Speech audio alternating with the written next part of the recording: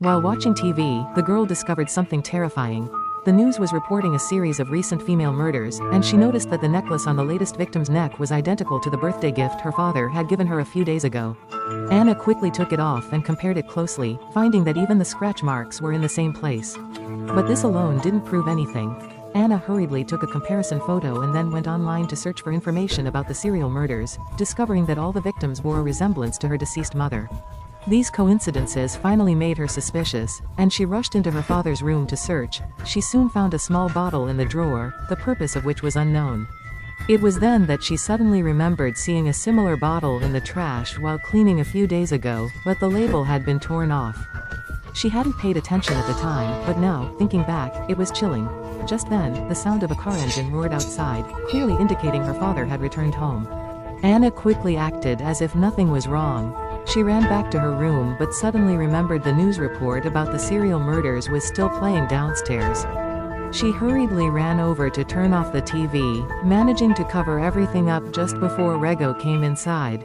But the thought that the killer might be sitting right next to her made her uneasy.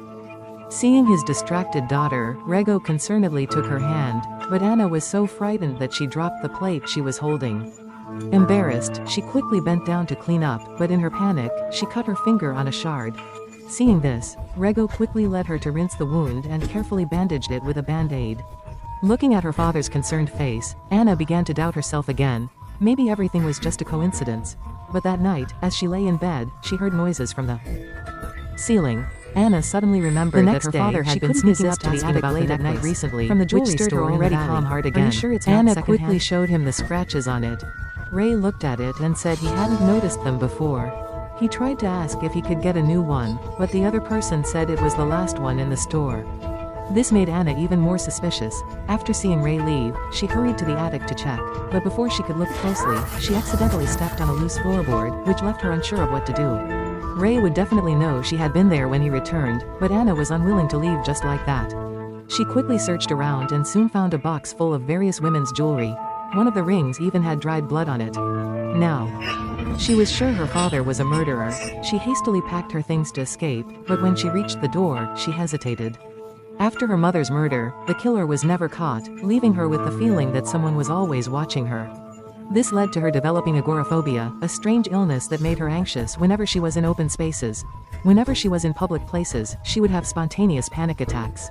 But the situation at home was even more terrifying. She could only close her eyes and try to feel her way out slowly.